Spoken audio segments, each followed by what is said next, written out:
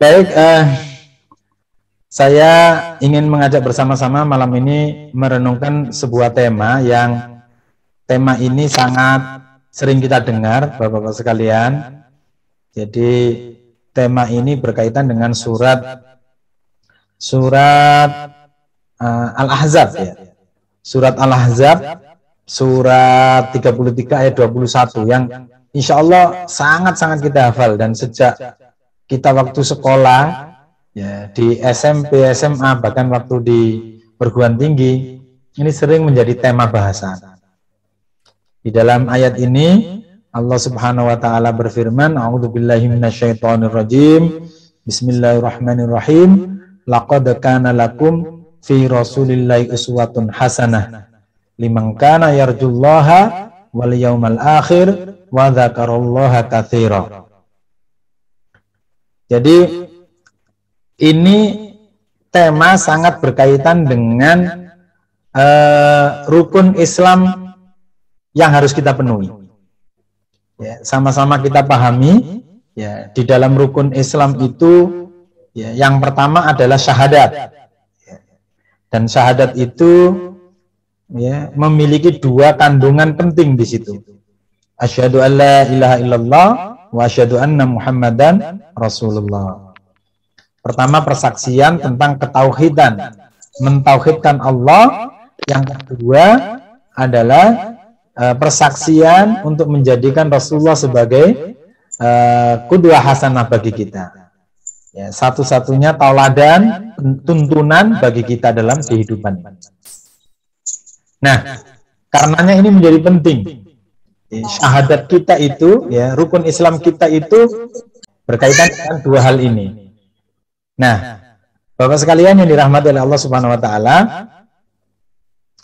jadi kalau kita renungkan ayat ini, ya, ini adalah petunjuk bagaimana kita bisa merealisasikan yang namanya rukun Islam yang pertama tadi itu. Khususnya di bab muatan yang kedua terkait dengan asyhadu anna Muhammadan Rasulullah.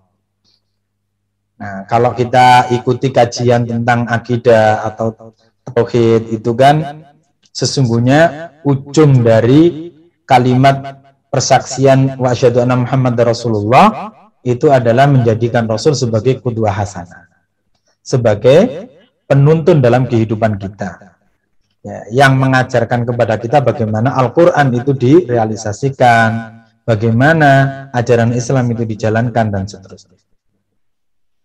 Nah, insya Allah kita semuanya sudah paham, ya, kita semuanya sudah paham bahwasanya Rasul itu adalah qudwah hasanah, idola, penuntun bagi kita. Maka Allah tegaskan di surat Al-Ahzab itu, laqad kana lakum fi Rasulillah, sungguh telah ada bagi kalian pada diri Rasulullah Shallallahu Alaihi Wasallam. Ada pada diri Rasul itu apa? Ya, uswatun hasanah, ya, contoh yang baik, tauladan yang baik. Ya, dan karenanya maka beliau harus kita jadikan sebagai penuntun dalam kehidupan ini. Nah, kita semuanya paham bahwa contoh tauladan kehidupan kita yang paling baik itu adalah Rasulullah, nggak ada lagi. Tapi ternyata tidak setiap kita yang tahu itu bisa menjadikan Rasul sebagai qudwah, sebagai tauladan, sebagai penuntun. Tidak semuanya begitu. Sampai pun yang sudah menyatakan Muslim, ya, sampai pun ya, pada yang sudah menyatakan Muslim. Maka kita kenal dulu di zaman Rasulullah, dan itu disebutkan dalam Al-Quran tentang bagaimana orang-orang Muslim yang kemudian disifati oleh Allah sebagai orang munafik, ya, karena mereka tidak menjadikan Rasulullah sebagai qudwah hasanah. Nah, di ayat ini kita mendapatkan penjelasan yang kurang lebih, ya, mendetailkan kira-kira siapa-siapa yang bisa menjadikan Rasulullah itu sebagai tauladan hidupnya. Ya. Kan kalau kita kembalikan kepada syahadat kita, tidak menjadi sempurna keislaman kita ini sebelum kita menjadikan Rasulullah sebagai sebagai qudwah hasanah, sebagai tauladan, sebagai penuntun dalam kehidupan. Dan itu ditegaskan oleh Allah. Tetapi tidak semua orang bisa melakukan itu. Maka di ayat ini tidak berhenti di situ. Laqad kana lakum fi Rasulillahi uswatun hasanah, terus berhenti, tidak. Tapi Allah jelaskan di situ. Ya. Siapa yang bisa menjadikan Rasulullah sebagai uswah hasanah itu, sebagai contoh yang baik itu, sebagai tauladan dalam kehidupannya, sebagai penuntun dalam kehidupannya. Disebutkan oleh Allah di ayat ini, ya, kriteria orang yang bisa menjadikan Rasulullah sebagai qudwah hasanah atau uswatun hasanah. Ya, maka Allah tegaskan, liman kana yarjullaha wal yaumal akhir wa dzakarallaha katsira. Ya. Jadi tidak semua orang bisa menjadikan Rasulullah itu terus tiba-tiba menjadi qudwah hasanah, enggak. Allah tegaskan di situ, ya, bagi siapa Rasul itu bisa menjadi uswah hasanah? Kata Allah, liman kana yarjullah. Satu, bagi orang-orang yang memang mengharap akan ridho Allah, mengharap akan kebaikan dari Allah, mengharap akan surga Allah, mengharap akan terbebas dari ancaman Allah, terbebas dari siksa Allah, terbebas dari neraka atau siksa Allah.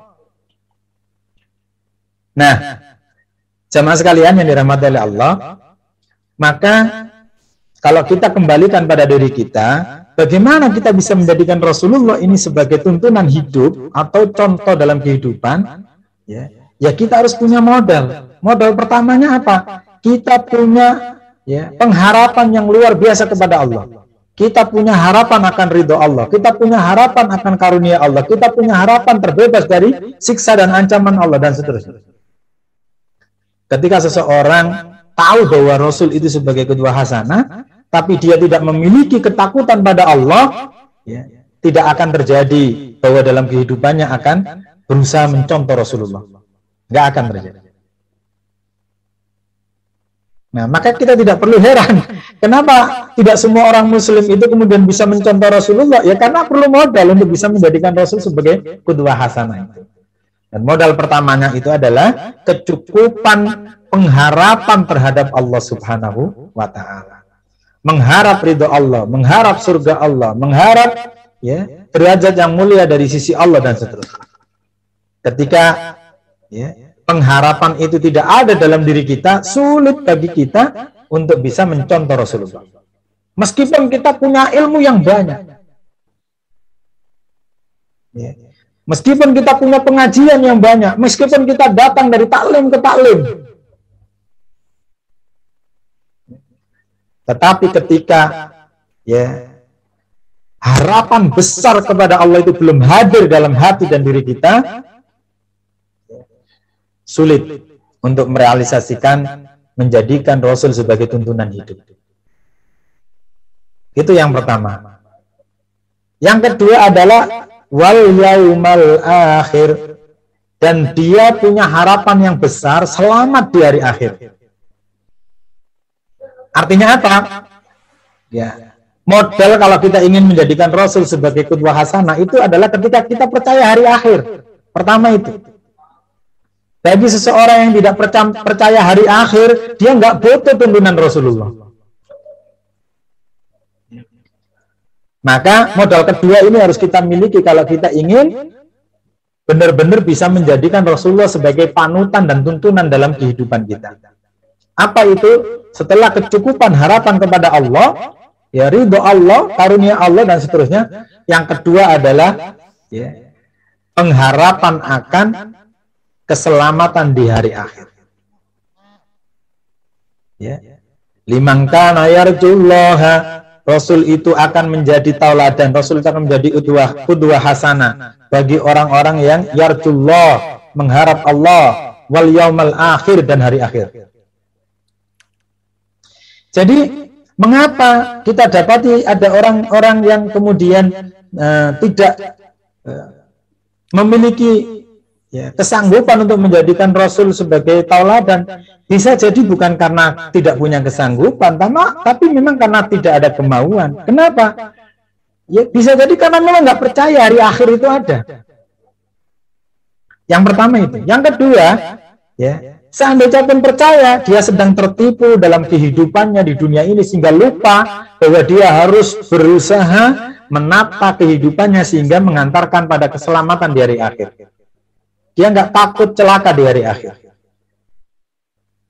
Ya, selama orang itu tidak ingin selamat dari akhir, selama orang itu tidak takut celaka di hari akhir, sulit bagi seseorang untuk berusaha mengikuti Rasulullah.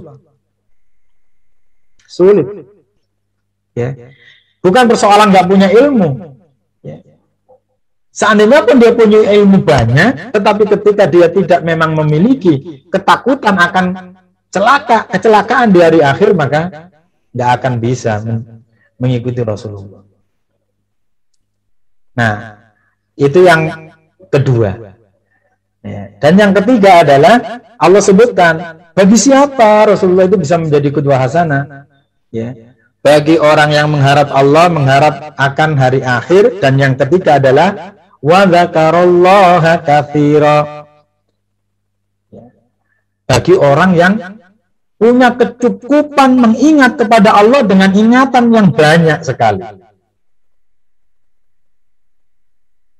Karena hidup kita ini di dunia, dan dunia itu tabiatnya itu bisa menerlenakan kita, melupakan kita dari orientasi hari akhir itu, dari orientasi kepada Allah itu.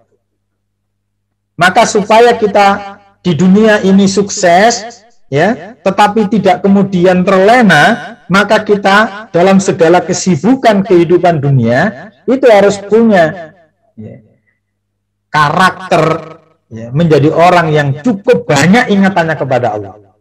Bukan tidak boleh mengelola kehidupan dunia. Kehidupan dunia harus dikelola, harus dijalani. Ya, kalau kita punya bisnis harus dikelola dan dijalani dengan sukses. Kalau kita punya perusahaan harus kita kelola, kita jalani dengan sukses.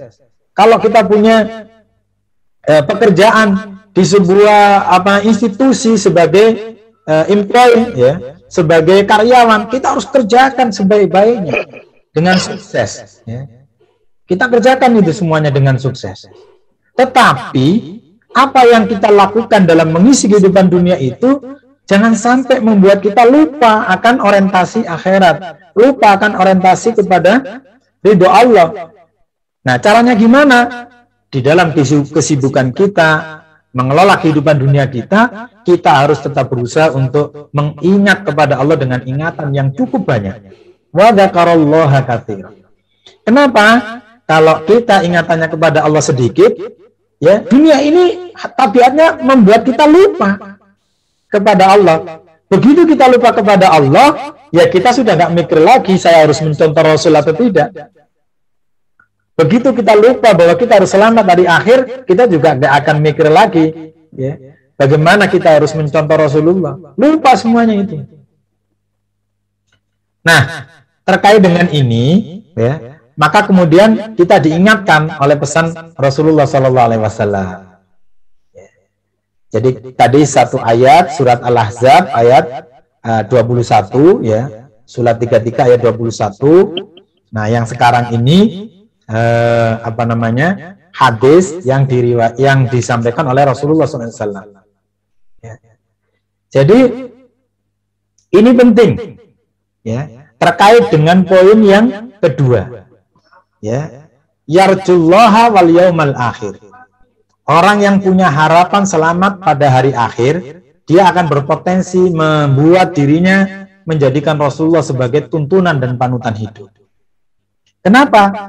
Nah, ini, ya, ini dalam sebuah hadis yang diriwayatkan oleh Imam Tirmidzi, Rasulullah menceritakan, ya, kepada kita melalui sabda beliau kepada para sahabat, ya. Beliau menyampaikan wasiatnya, ya.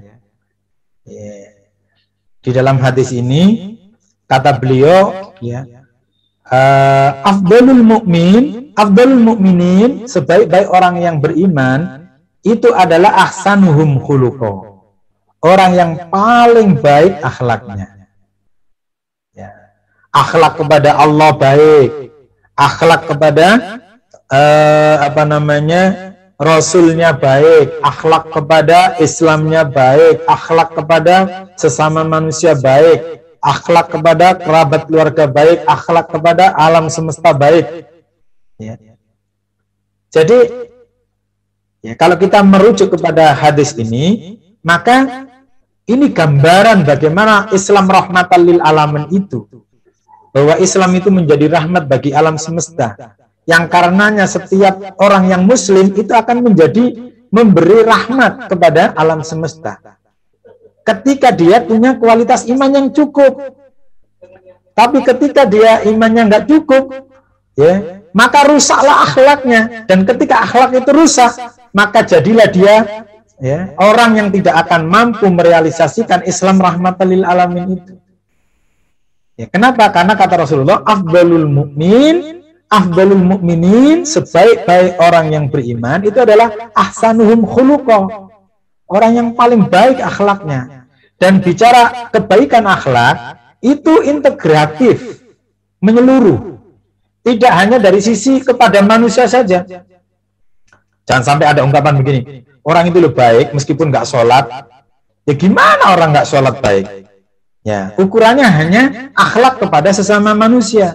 Ketika dia memberi, ketika dia ramah, ya, murah senyum, ya, sehingga kita terjebak pada hanya ukuran itu, lalu meskipun dia tidak sholat baik. Ya. Ya, nah, akhlak ini menyeluruh, integratif. Akhlak pertama kepada Allah Sang Pencipta. Bagaimana kita harus berakhlak kepada Allah? Akhlak kedua adalah akhlak terhadap Islam yang kita yakini sendiri ini. Bagaimana sikap kita dengan Islam? Ya, akhlak kepada sesama manusia. Nah, kalau semuanya itu kita terapkan dengan ahsanuhum khuluqa, dengan akhlak yang baik, maka itulah akan terjadi yang namanya Islam rahmatan lil alamin. Jadi Islam rahmatan lil alamin akan hanya jadi slogan ketika orang-orang Islam ini keimanannya tidak memiliki kualifikasi, ya, kualitas yang cukup, maka akhirnya tidak berakhlak. Dan akhirnya kadang-kadang juga parsial memiliki akhlaknya. Ya. Nah, jamaah sekalian yang dirahmati Allah, yang kedua Rasulullah mengatakan wa aqyasuhum, dan secerdas-cerdas mereka orang yang beriman itu adalah aktaruhum lil mauti dzikra, orang yang paling banyak, ya, kepada kematian mengingat dia. Ya. Jadi orang yang cerdas, orang mukmin yang cerdas, itu kata Rasulullah adalah orang yang paling banyak ingatnya kepada kematian. Wa ahsanuhum, dan yang paling baik lahu, bagi kematian itu istidadan, persiapannya. Nah, jadi mukmin yang cerdas, muslim yang cerdas itu adalah yang paling banyak ingat mati dan paling baik persiapannya untuk menghadapi kematian itu. Kata Rasulullah, ulaika al-aqyas, mereka itu dah orang-orang cerdas. Nah, jadi ma'asyiral jamaah rahimakumullah, kalau kita kembalikan kepada yang tadi, mengapa sih orang itu kok sulit menjadikan Rasul sebagai panutan dalam kehidupannya, qudwah hasanah? Karena dia nggak cerdas. Kenapa dia nggak cerdas? Ya karena dia tidak banyak ingat mati dan tidak mempersiapkan menghadapi kematian. Ya. Makanya di ayat tadi, liman kana yarjullah wal yaumal akhir. Kalau dia sudah tidak punya orientasi kepada Allah dan hari akhir, ya jangan pernah diharap seseorang itu bisa mencontoh Rasulullah.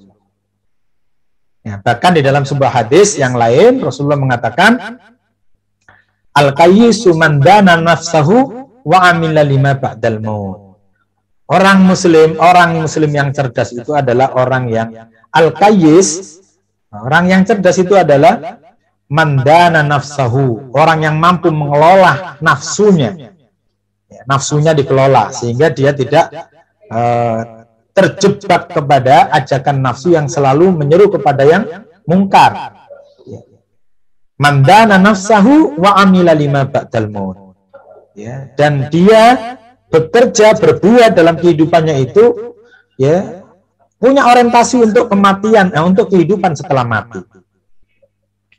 Nah, jadi jamaah rahimakumullah, dari dari satu ayat tadi dan dua hadis ini, maka ketika kita kembalikan kepada rukun Islam kita, yang pertama berupa syahadat, dan muatan persaksian yang kedua adalah menjadikan Rasul sebagai qudwah hasanah, itu baru akan bisa terrealisasi ketika kita punya 3 modal. Modal yang pertama adalah modal orientasi selalu ingin mendapat ridho Allah. Yang kedua adalah orientasi selalu ingin selamat dari kehidupan di akhirat. Yang ketiga adalah selalu menghadirkan ingatan untuk banyak-banyak ingat kepada Allah Subhanahu wa Ta'ala. Kalau ini tidak kita miliki, maka rukun Islam yang kita bunyikan itu memang sudah berbunyi, tapi belum bisa terrealisasi dalam kehidupan kita. Nah, rukun Islam itu tidak sekedar harus cukup dengan dibunyikan saja, tetapi setelah dibunyikan, khususnya yang rukun pertama ini adalah direalisasikan. Dan tentu untuk merealisasikannya ini kita tidak bisa sendiri. Ya, tidak bisa sendiri. Karena merealisasikan rukun Islam ini adalah bentuk kebaikan, adalah juga bentuk kebenaran. Maka Allah Subhanahu wa Ta'ala mengingatkan kepada kita untuk berbuat kebaikan itu nggak bisa sendiri.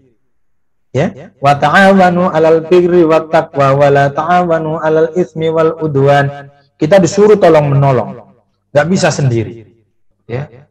Jadi karakter Islam itu adalah agama sosial, bukan agama individual. Makanya untuk menjalankan Islam pun tidak bisa sendiri.